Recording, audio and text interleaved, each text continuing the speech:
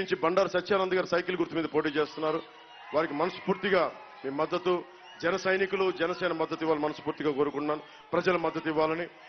మండపేట నుంచి మొన్న కూడా సభ పెట్టి వెనక్కి వెళ్ళిపోవాల్సి వచ్చింది మేనిఫెస్టో వల్ల. నిన్న జోగేశ్వరరావు గారు మన అభ్యర్థి, ఆయన మన జనసేన అభ్యర్థిగానే చూడండి. మీకు కష్టం వచ్చినప్పుడు ఆయన స్పందించకపోతే అప్పుడు నన్ను వచ్చి చొక్కా నిలదీయండి. నేను మీకు హక్కు ఇస్తున్నా. అలాగే లీలా వేకృష్ణ గారు ఉన్నారు, వేగి లీలాకృష్ణ గారు ఉన్నారు.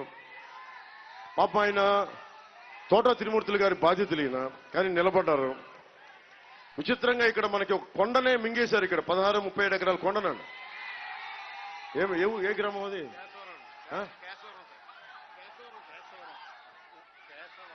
పేసవరం కొండను మింగేశారండి. అలాగే దేశానికి యువరక్తం కావాలి కదా. మీలాంటి యువతకి బలమైన నాయకులు కావాలి. మీలాగే వేడి రక్తం ఉన్నవాడు కావాలి. వేడి రక్తం ఉన్నవాడు మన హరీష్ గారు ఉన్నారు ఇక్కడ, జిఎం హరీష్ గారు.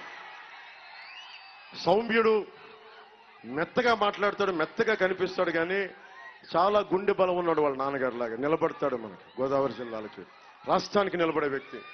ఆయన్ని సంపూర్ణమైన మద్దతుతోటి పార్లమెంట్ అభ్యర్థిగా గెలిపించాల్సిందిగా కోరుకుంటూ, మీ అందరికీ ఇంత మండు టెండలో నలిగిపోయి మాడిపోతున్న మీ అందరికీ కూడా ముందస్తుగా కష్టం. మనకి మే 4వ విడతల ఎన్నికలు వచ్చినాయి మనకి. నేను కూడా నలిగిపోతా ఉన్నా. కానీ ఈ రోజున ఇంత మండు టెండలో మీరు నలిగిపోతున్నందుకు మనస్ఫూర్తిగా మీ అందరికీ నేను క్షమాపణలు చెప్తున్నాను మీ అందరికీ. కానీ నా ప్రేమ తెలుసు మీకు. నా ప్రేమ మీకు గొడుగు అవ్వాలని నేను కోరుకుంటూ సెలవు తీసుకున్నాను. జై భారతీయ జనతా పార్టీ. సరే, లీలాకృష్ణ గారు ఏమన్నారంటే థ్యాంక్స్ చెప్ప, మమ్మల్ని మాట్లాడనివ్వలేదు, థ్యాంక్స్ చెప్పాలని కోరుకుంటు. సార్, ఆయన థ్యాంక్స్ చెప్పు. ఈరోజు మనం అడగగానే మెండపేట నియోజకవర్గానికి 3 సార్లు 2 రైతాంగ సమస్యల పట్ల